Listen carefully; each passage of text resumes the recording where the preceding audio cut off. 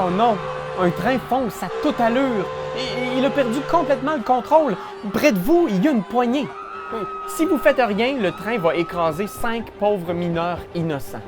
Mais si vous poussez le levier, le train va être dévié et il va tuer seulement un vieux mineur, célibataire, qui n'a plus beaucoup de dents. Qu'est-ce que vous faites? Un vieux mineur. Je pense que t'as compris que c'était des mineurs qui travaillent dans une mine. Ben oui, Internet, vous l'avez peut-être reconnu, c'est le célèbre trolley problem. C'est un dilemme moral. Le fameux dilemme moral qui demande aux participants qu'est-ce que tu ferais, toi, dans cette situation théorique qui a très, très peu de chances de se produire dans la vraie vie. Mais ce qui est génial dans Donjons Dragons, c'est que c'est pas la vraie vie. Et tous les dilemmes moraux auxquels vous pouvez penser, ils peuvent prendre part à vos parties de jeux de rôle. On a les combats, les rencontres sociales, l'exploration, mais il y a aussi l'exploration éthique de nos personnages. Qu'est-ce qu'un fils de noble ferait dans une situation où des gens de la rue ont besoin d'aide? Ou qu'est-ce qu'un anarchiste ferait en se trouvant devant un membre de la noblesse qui a besoin d'être secouru? C'est tout plein de petits dilemmes moraux qui vont enrichir vos parties et qui vont nous en apprendre plus sur vos personnages. Aujourd'hui, mes conseils, ça va être pour comment intégrer les dilemmes moraux dans vos parties de jeux de rôle, quelles qu'elles soient, Donjons Dragons, Vampire, n'importe quel jeu auquel vous jouez, mais d'intégrer ces dilemmes-là de façon intéressante. On va s'inspirer de dilemmes moraux célèbres dans des parties de jeux de rôle, mais c'est parce que vous l'avez vu peut-être, le trolley problem, le fameux train qui est hors de contrôle, et vous qui avez le levier. C'est vous qui choisissez, est-ce que vous touchez à rien et le train écrase des gens, ou vous prenez action et le train écrase un peu moins de gens. C'est une expérience théorique que vous pouvez intégrer dans vos parties de jeux de rôle, mais qui, selon moi, est un peu frustrante pour les joueurs. Parce que comme plusieurs types de puzzles dans D&D, s'il y a une seule et unique solution possible, ou s'il y a juste 2 solutions possibles, c'est pas vraiment du jeu de rôle. Parce que si tu me mets dans cette situation-là, moi déjà, il y a 1 million d'idées qui me viennent en tête. Ben, je fais une boule de feu, je fais exploser le train. Je fais un sort pour téléporter les mineurs, les amener ailleurs. Je vais me mettre devant le train avec mon bouclier pour l'arrêter.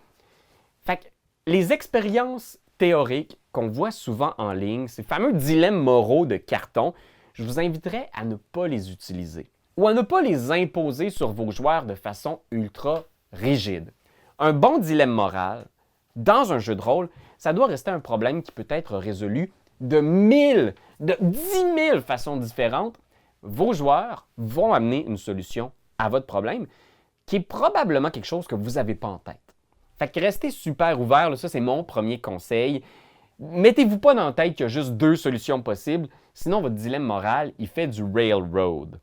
Dans le cas du trolley problem, c'est pas mal railroad en tout cas. Un des exemples classiques que je vous inviterais à utiliser, c'est le fameux dilemme des bébés monstres. On le voit dans plein d'aventures classiques de Donjons Dragons. Secrets of Bone Hill, je pense que dans Keep on the Borderland, il l'a aussi. Si vous envahissez une caverne de monstres, vous tuez plein de créatures monstrueuses, des ogres, des gnolls, des orques, et soudainement, au bout du donjon, vous réalisez qu'il y a plein de petits ogres ou plein de petits trolls. Ce sont des bébés. Vous avez tué toute leur famille et il ne reste plus que les petits innocents. Que faites-vous? Ce dilemme-là, donc, propose à vos joueurs d'essayer de trouver une solution créative. Parce que oui, bien sûr, vous allez peut-être avoir une discussion entre vos personnages. Qu'est-ce qu'on fait avec? Ben, c'est des monstres, il faut les tuer. Non, c'est pas des monstres. Mais oh mon Dieu, on a tué leurs parents. Qu'est-ce qu'on fait? La vaste majorité du temps, ça va se résoudre par un orphelinat de monstres. Je vous le dis tout de suite, là, dans à peu près 80% des cas, moi, ce que j'ai constaté, c'est que les joueurs fondent un orphelinat dédié aux bébés monstres. Mais il est possible que vos joueurs aient une solution différente. C'est d'être un peu confronté à ces éléments éthiques qui viennent avec la vie d'aventurier. Oui, on va sauver le monde, mais à ce moment-là, il y a peut-être aussi, on le sauve de qui? On le sauve pour qui? C'est quoi la proposition qu'on a du monde? Est-ce qu'on c'est vraiment eux contre nous ou on essaye de convaincre les créatures qu'on combat qui sont peut-être dans le mauvais chemin? Ça dépend bien sûr du ton de votre partie, ça va s'intégrer un petit peu mieux à des parties qui sont souples, en zone de gris, où l'alignement prend un peu moins de place, mais en même temps, Gary Gygax l'a mis dans ses modules. Fait que, slacker les amis. Là. Gary Gygax a mis ça dans son module. Il savait que c'était pour faire du trouble. Fait que oui, c'est le plaisir de voir vos joueurs confrontés à des questions difficiles. Un autre dilemme moral classique que moi j'aime beaucoup, c'est dans une aventure vieille école qui s'appelle All That Glitters. C'est une aventure qui transporte votre groupe de joueurs au milieu d'un désert. Et dans ce désert magique-là, dont personne ne peut sortir, c'est comme une espèce de petite bulle parallèle, il y a un druide qui contrôle complètement une communauté humaine. Et ce druide-là, c'est vraiment un douchebag. Il maltraite les gens, il agit comme un tyran, il abuse vraiment de son pouvoir. Mais c'est le chef parce que c'est la seule personne qui peut créer de l'eau. Il n'y a pas d'eau nulle part, mais lui, avec le sort Create Water, il peut tenir l'attribut en vie. Fait que les joueurs, ce qui arrive, c'est qu'ils sont confrontés avec ce douche-là, et toi, comme réflexe de joueur, t'es comme, ce gars-là, c'est clairement un méchant, il faut clairement y régler son compte, on y ouvre la gorge! Fait que très vite, tes joueurs vont tuer le pauvre petit druide et réaliser après qu'ils ont condamné cette communauté-là à mourir. Parce qu'ils n'ont plus personne pour faire de l'eau. À moins qu'un de tes joueurs puisse créer de l'eau. Et à ce moment-là, peut-être qu'il doit se sacrifier pour rester derrière et devenir le nouveau chef de ce désert perdu, abandonné. J'aime beaucoup ce dilemme moral-là d'un personnage qui est à la fois ultra problématique, mais ultra nécessaire à la communauté. J'aime le fait que ça va plonger tes joueurs dans comment est-ce qu'on peut combler le besoin de ces gens-là ou comment est-ce qu'on peut aider cette personne-là à devenir moins atroce. Est-ce qu'on peut changer? Est-ce qu'on peut gagner le pardon? Soudainement, ta partie de Donjon Dragon va devenir comme une espèce de thérapie plutôt que juste un bain de sang. Le troisième dilemme moral classique, c'est le dilemme du sacrifice. Ça peut être un peu railroady, mais si vous avez un univers qui le permet, c'est vraiment intéressant. Le concept de ce dilemme moral-là, c'est que au bout de la quête, il y a un sacrifice qui est nécessaire pour fermer un portail, pour sceller un pacte avec les dieux. J'ai vu ça dans une campagne où c'est un monde qui est entouré par les ténèbres, mais grâce à des personnages héroïques qui vont résoudre un paquet de monstres, affronter des ennemis qui représentent le péché du monde. Ils vont arriver au centre d'un espèce de temple sacré où est enfermé un des premiers anges de la création et ils doivent sacrifier une âme bonne pour sceller, encore une fois, la protection de ce monde-là et empêcher les ténèbres de dévorer leur monde. Il y a comme une espèce de mythe ici. Là. Il y a probablement 1 million de façons de rendre ça dans ta partie de jeu de rôle, mais l'idée, c'est qu'au bout de la quête, il y a un sacrifice qui doit être fait. Et ce sacrifice demande qu'on remette une âme bonne entre les mains de la magie, whatever, qui protège le monde. Ça va demander à tes joueurs lequel d'entre vous pense que son histoire est finie, lequel est arrivé au bout de son arc et veut se sacrifier pour protéger le monde. La porte de sortie que j'avais vue qui était super intéressante, c'est une aventure de Pointy Hat qui avait parlé dans un des vidéos. C'est un YouTuber anglophone. Je vais mettre dans la description sa vidéo qui parle de son idée d'aventure. Mais c'est qu'il y avait un personnage non-joueur qui accompagne le groupe depuis le début de l'aventure et qui, lui, si personne n'est prêt à se sacrifier, est prêt à le faire.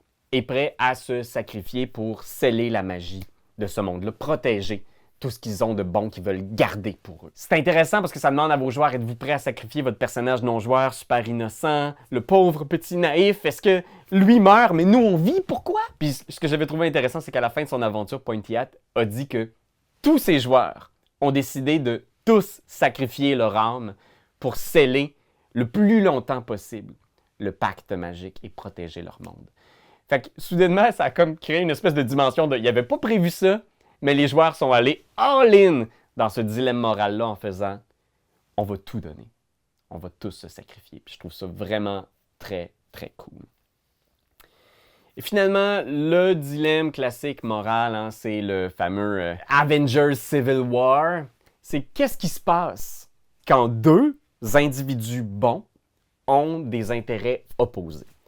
Les deux voient le bien de façon différente.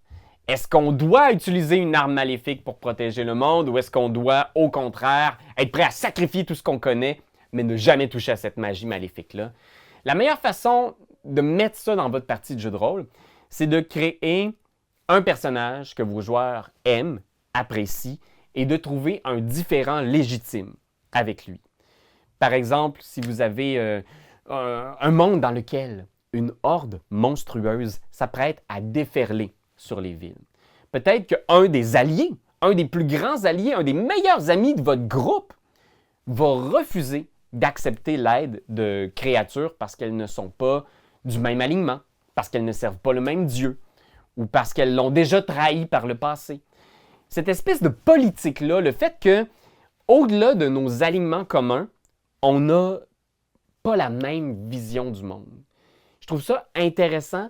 Il faut vraiment un groupe mature pour être capable d'aller dans ces thématiques-là.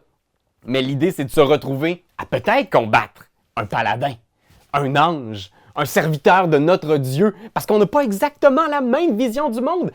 Ça demande beaucoup de finesse pour être capable de trouver ce différent-là, mais je pense qu'on peut trouver tellement d'inspiration dans le monde dans lequel on évolue. Il y a plein de gens qui sont convaincus d'agir pour le bien et de se retrouver malgré tout à être en différent avec d'autres personnes qui ont eux aussi l'impression de servir le bien commun. Fait que oui, Internet, n'hésitez pas à laisser dans les commentaires vos dilemmes moraux. Qu'est-ce que vous proposez à vos joueurs? Quel genre de situations complexes doivent-ils désamorcer? Fait que n'hésitez pas, on va s'en inspirer pour nos parties. Puis on se revoit très bientôt dans un autre dilemme. Aïe aïe aïe!